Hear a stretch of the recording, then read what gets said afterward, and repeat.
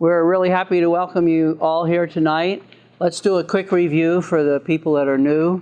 The last sessions, we talked about the establishment of the real self, that every little child is born with a seed, the identity seed that is in each one of us. And we said anyone can count the number of seeds in an apple, but who can count the number of apples that come out of a seed? And so we talked about the nourishment for the seed. So the seed of self, human feeling identity seed, would be completely fulfilled because of the love supplies, or the opposite of love supplies, which the child receives as she or he goes through life. That's a summary. And then we said that the body is a learning device or a container. We went through the near-death experiences, showing the steps of resuscitated patients who have had a near-death experience, more than 8 million Americans. And we showed that inside of our body is the real self, or the real being, the spirit self, the soul, whatever you want to call it. And that comes out when you die and goes on. We quoted Elizabeth Kubler-Ross, and we showed that. Then the next part of the lecture, we started into the human love supplies. And all of you should have your chart called Human Love Supplies. We're going through each one of them. And just to summarize that, the real self will grow. This seed will grow and nourish to its fullness if it receives the love supplies that are on the left-hand side of your chart. And it will be aborted or mutated or made weird or whacked out. Those are some of the words we used last night. If it receives the things on the left. On the right side, the right side is called the negative self. The left side is called the real self, or the authentic self. And then if you turn that chart over, you'll see some research where they were able to isolate the kinds of things that will provide trauma to the real self and stop it from growing. And those are all forms of abuse.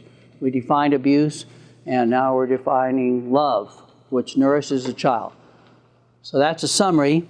And we started out going over empathy.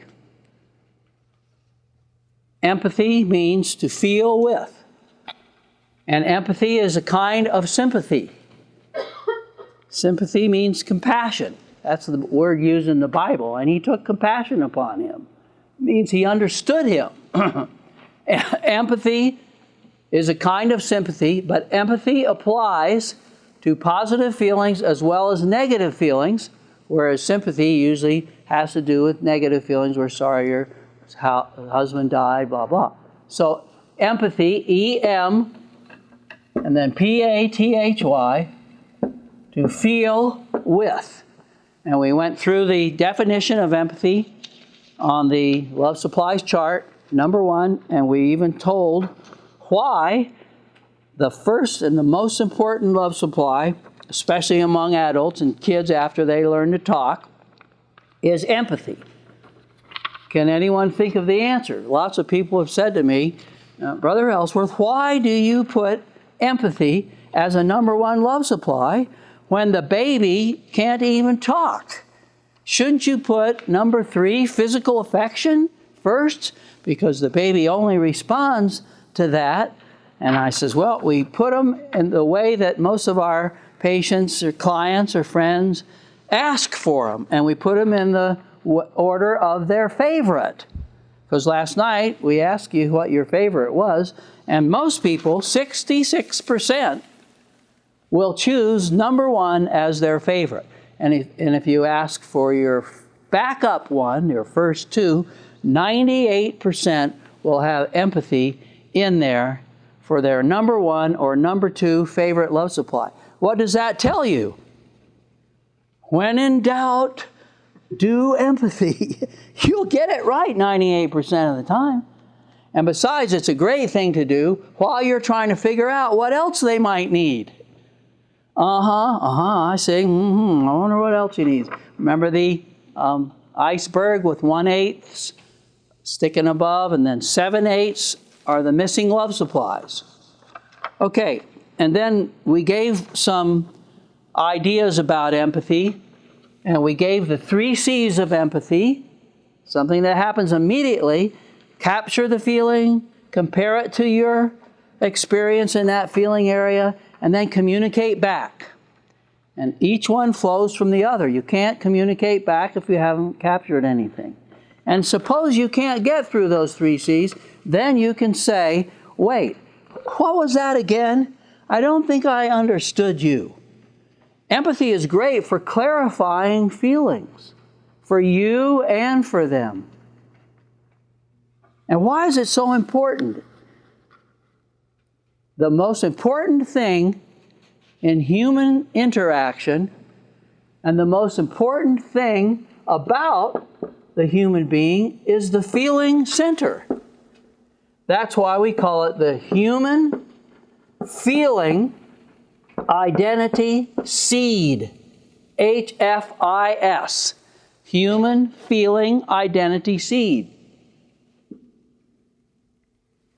You can ask yourself, is the gospel of Jesus Christ about performances only or mostly feelings? It's a feeling-oriented thing. Is love to do with feelings, or is it about performances and appearances? The performances and appearances should flow from the love, which is a feeling. We defined love last night as wanting the highest form of development and the greatest happiness for the loved partner. That's a feeling of love, and it's expressed by these 6 things. These 6 things are not the love. These 6 things are love supplies. Basic beginning ways you can show the feeling of love. Human feeling identity. So the love supply that honors the feelings of this person is the one that's the most important. What's one of the most important needs of a plant? Water. Why? They're 70% water. Then the nutrients and the sun and so this is the human being is a loving organism. That's why Snoopy said, to know me is to love me. God don't make no junk. I am lovable and capable. Right? Remember the story about the little kids? This actually happened to me. I was giving an address at a school in-service training. Any teachers here? What's in-service training, hon? What is it? Just where you go and get... Before school starts, all the teachers, and here I was in a theater back in St. Louis or somewhere, and they were doing some skits. And it was all dark, and up on the stage, there were some kids. The superintendent of schools had told the kids, this is a human identity sign. And he gave them a little sign. Each one had it around their neck, 5 or 6 kids. And the sign said, I am lovable and capable. And the kids were instructed to go out on the stage and interact with the teachers. And they picked some teachers out of the audience. And they said to the teachers, just interact with these kids like you're going to do tomorrow, first day of school.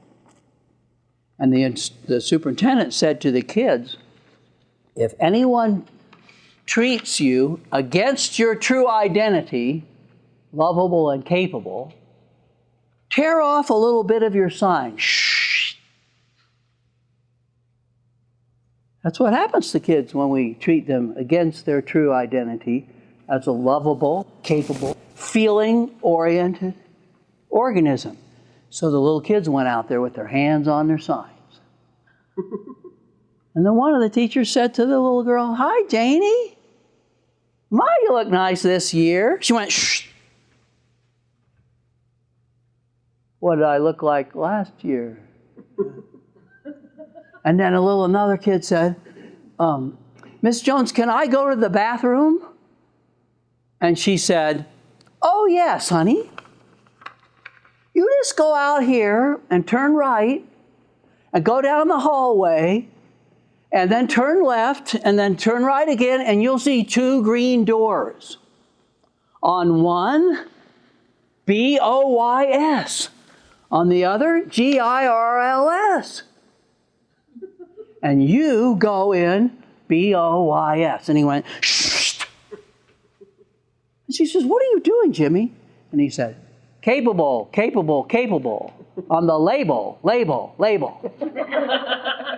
That used to be an old advertisement for some soup company, you know? And he was tearing his thing, right? The kids know when they're getting identity abused by people. Why did he tear his sign off at her? She's overly protective. He knows where the bathroom is. He knows he's a boy. He knows how to spell B-O-Y-S. He knows which green door to go into. She's overprotective, and that is identity abuse because it's capable, capable, capable on the label, label, label. And lovable would be, now you be quiet now, right?